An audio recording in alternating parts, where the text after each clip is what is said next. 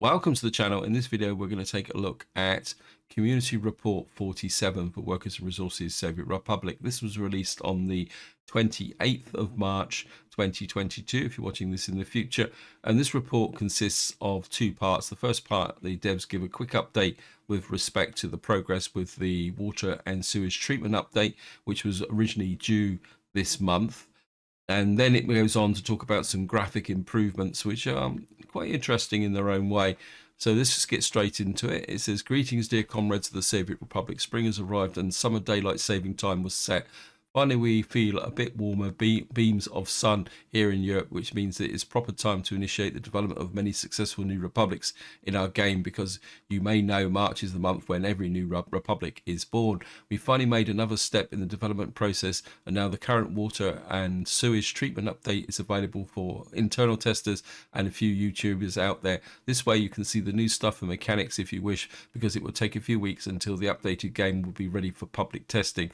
You can get some inspiration and preparation to enjoy all the new features with new challenges the game will offer you in this way." That is an update for the water and sewage treatment.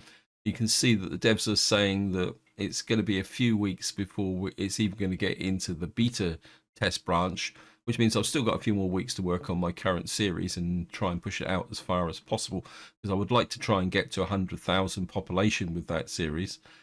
And it means that the release date is slipping. We're probably looking at the earliest release into the stable branch will probably be the end of April, which in some ways, due to all the problems that the devs had with the crime and justice update, that's not too bad actually.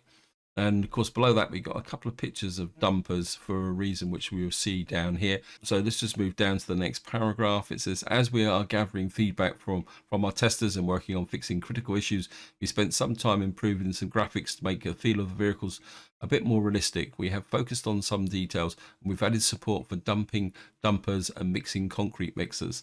Modders can have a look at the vanilla models to see how it works, and then prepare a specific mesh for the definition of vehicles INI with the center of rotation."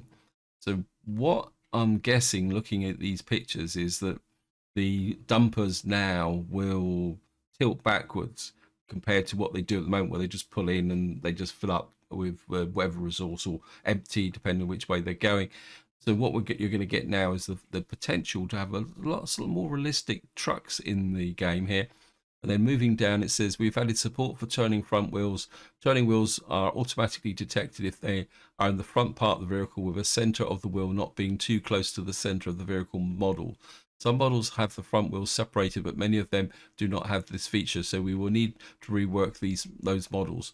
This should be easier for single turning front axle vehicles, but there may be some multi-turning front axle vehicles, or even turning rear axle vehicles like harvesters and forklift trucks that may require special treatment, and those are not working properly." Again, so this is going to be an interesting feature, because it means that when you vehicles are going around corners, you'll be able to see the front wheels coming out, which you can see in these pictures here.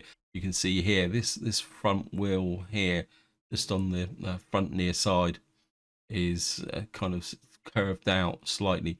So it's going to be a fantastic detail if you're really into getting in up close and personal with your games.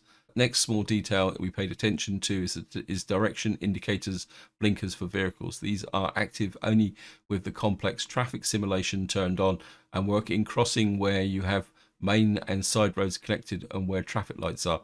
So again, if we take a quick look at this truck here, you can see that you've got some indicators here. So he's obviously come around this corner and he's forgotten to cancel his indicators. Quite a big crowd of people in the bus stop behind there, though. So moving down, it says, "We've also updated the road connection rendering to make a better radiuses and natural, better looking roads. Another feature we already mentioned in the last report, but will help you with your planning of, is the grid snapping, which will ensure work while the grid is being turned on." So here we are. This is a close-up view of the new road curves. And you can see that the junctions join a little bit more kind of swept in. And it's quite interesting that the devs have chosen to use the illuminated roads. And through the central here, we've got a trolleybus route as well. And I think that kind of illustrates the curves quite effectively. My kind of main concern is that if these curbs are coming out like that, if you're running up footpaths on normal roads, because I'm assuming that the curbs will also affect normal roads, you might not be able to get the footpath connections in as close as you used to be able to do. But that's a small price to pay if the road layouts look a lot better. And then down here, it looks like we've got another snapped version. Yeah, this is an example of the ordinary roads now. And I think that kind of illustrates when you've got a connection to a highway. Down here, the green bit shows how the snapping works. You can tell that because you've got the square grid on underneath. So moving on to the final paragraph, these are a few details which will enhance the game we were able to implement, and now we keep focusing fully on fixing critical bugs and processing the feedback from our internal tester to deal with the most critical issues and tweak the mechanics before the update will be released for public testing. This may take a week or two, and we will keep you updated with the usual through these reports or new change logs. Look also forward to the next update, which will come after this, which will be focused on underground metro and some connected improvements. For now, this will all we have for you. Do not forget to enjoy the outdoor activities, stay safe, and tune to for our next report. So this is quite interesting, as I say, they're indicating that it's possible that we may be seeing this in the beta test branch in a couple of weeks, which fits my timescale quite nicely, actually. I'm hoping by then I'll be ready to take on the challenges of the water and sewage treatment release in the context of my current series. It's also interesting that the next update is going to be underground metro, which is just here. That statement means that when I'm planning my next series, when the water and sewage update drops, I'm going to need to plan it accordingly to see if we can get the metro under an established economy. This is where I'm going to leave it. Hope you enjoyed the video. Hope you found it interesting. And until next time, whatever you do, enjoy your gaming.